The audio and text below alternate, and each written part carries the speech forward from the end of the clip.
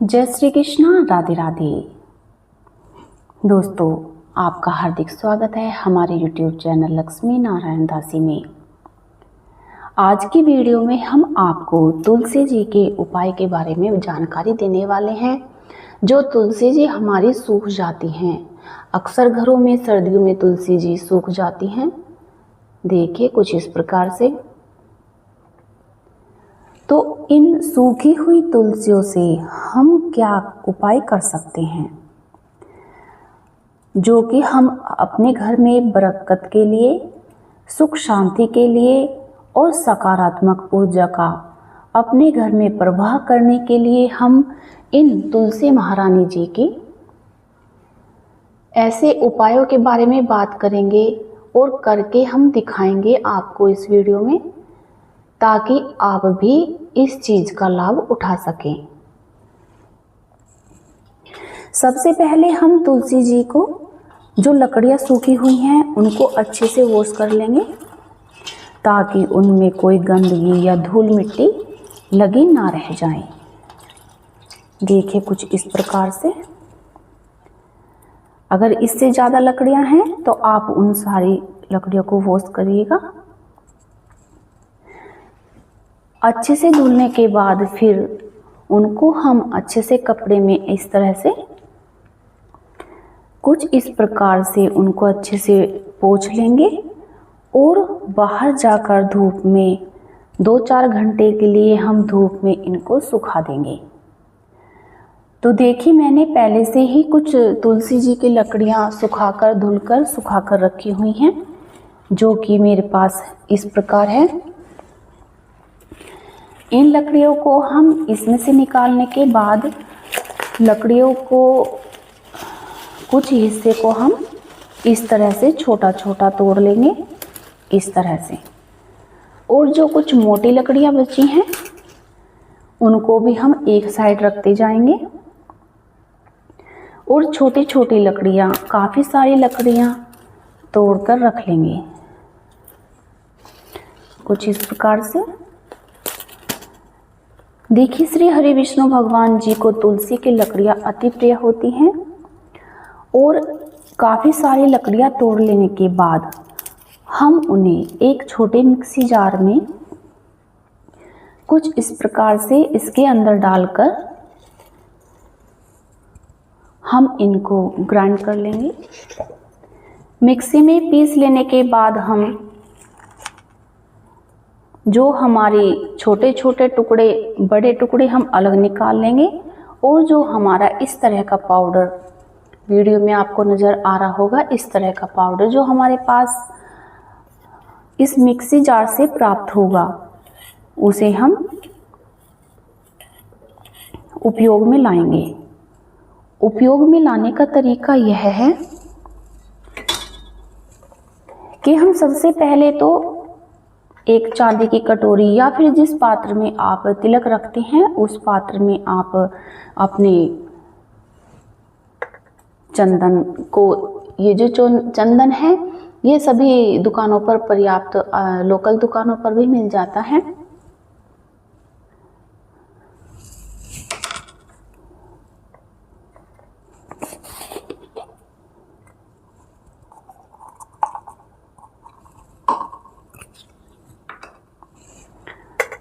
कटोरी में थोड़ा सा चंदन डाल लेंगे इस तरह से, या किसी छोटे डब्बे में भी आप डाल सकते हो सूखा चंदन, या फिर आप गीला चंदन भी ले सकते हैं।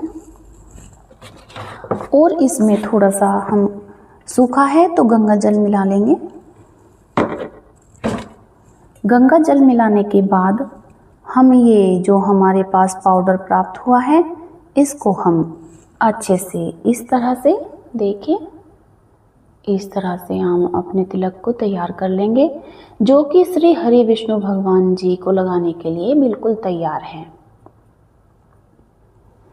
भक्तों देखिए, अगर आप इस प्रकार से तिलक लगाते हैं अपने बच्चों, सबसे पहले तो श्री हरि विष्णु भगवान जी को आप तिलक लगाएं। अपने लड्डू गोपाल जी को भी आप तिलक लगा सकते हैं। और साथ ही आप खुद और अपने बच्चों को भी तिलक लगाएं। यह तिलक बहुत ही बहुत ही लाभदायक होता है।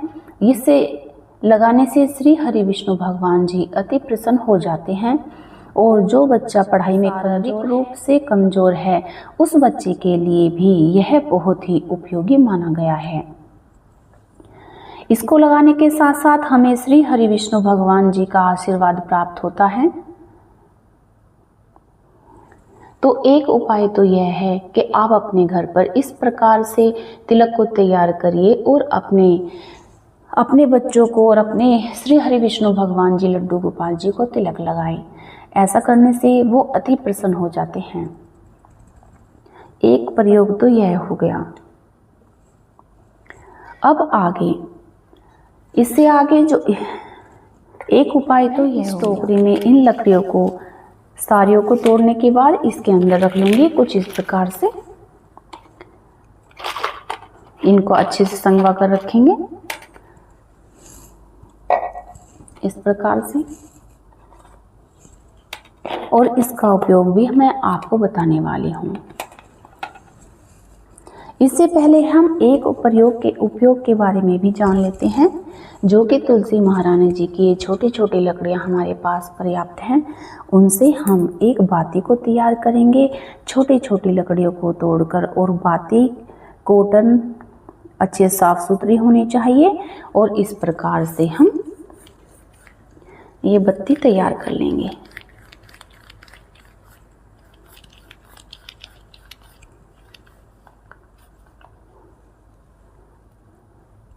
इस बत्ती को तैयार करने के बाद इस दीपक में हम रख लेंगे।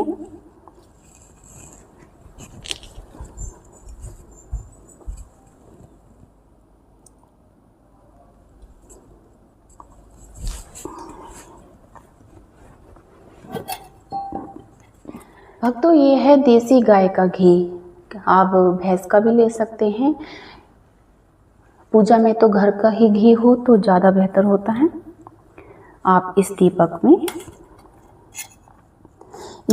में आप घी डालकर अपने भगवान जी के सामने घर के मंदिर में या फिर बाहर मंदिर में जाकर आप इस दीपक का दीपदान कर सकते हैं। ऐसा करने से आपको 1000 गुना दीपदान का फल प्राप्त होगा। देखिए भक्तों, कुछ इस प्रकार से ये दीपक को आप अपने सुबह शाम किसी भी टाइम सुबह शाम अपने घर के मंदिर में भी जला सकते हैं। और हाँ, खासकर एकादशी के दिन आपको यह दीपदान जरूर करना चाहिए। ऐसा करने से हमें अनंत गुना फल की प्राप्ति होती है।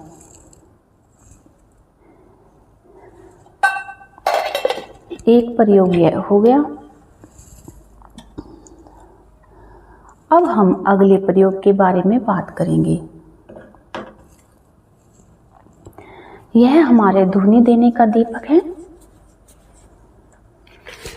इसमें हम थोड़ी सी कपूर डाल लेंगे। कपूर किसी भी प्रकार की हो सकती है। देखिएगा, ये कपूर का टुकड़ा हमने इसमें से निकाल लिया है। ये बाजार में उपलब्ध होती है, तोल के हिसाब से आती है।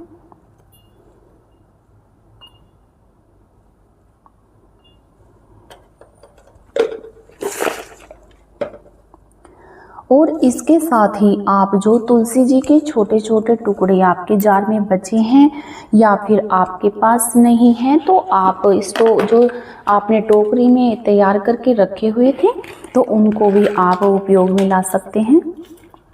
देखिए, कुछ इस प्रकार से, इस प्रकार आप अपनी धुनी को तैयार करेंगे। और जैसे ही आप आरती करते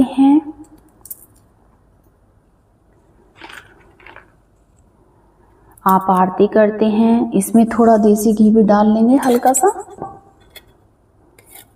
थोड़ा सा देसी घी डाल लेंगे इस प्रकार से। देसी घी डालने के बाद आप सुबह की आरती में और शाम की आरती में यह धुनी अपने घर में देंगे तो हमारे घर में सकारात्मक ऊर्जा का प्रवाह होने लगेगा और हमारे घर में सुख शांति और माँ लक्ष्मी जी विष्णु श्री हरि विष्णु सहित वास करेंगे। बोलो श्री हरि विष्णु भगवान की जय। ओम नमो भगवते वासुदेवाय नमः। कुछ इस प्रकार से हम धूनी के सूखी पत्तियां भी डाल सकते हैं और कुछ इस प्रकार से हम अपने घर में धूनी लगाएंगे। भगवान जी के पास धूनी लगाएंगे और अपने पूरे घर में जहाँ पर हम रहते हैं, घर में अंदर बाहर, हम सभी जगह ऐसे घुमाते हुए धूनी लगाएंगे।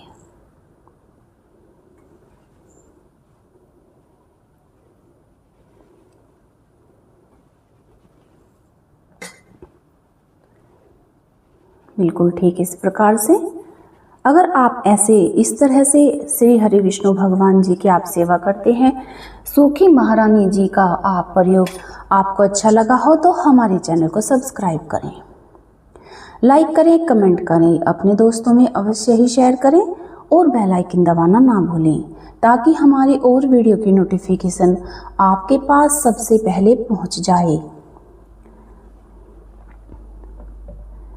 अपने घर में इस तरह से आप सूखी हुई तुलसी जी का उपयोग करके अपने घर में तुलसी महारानी की का वास और श्री हरि विष्णु सहित माँ लक्ष्मी जी का वास अपने घर में करा सकते हैं और अधिक से अधिक लाभ उठा सकते हैं।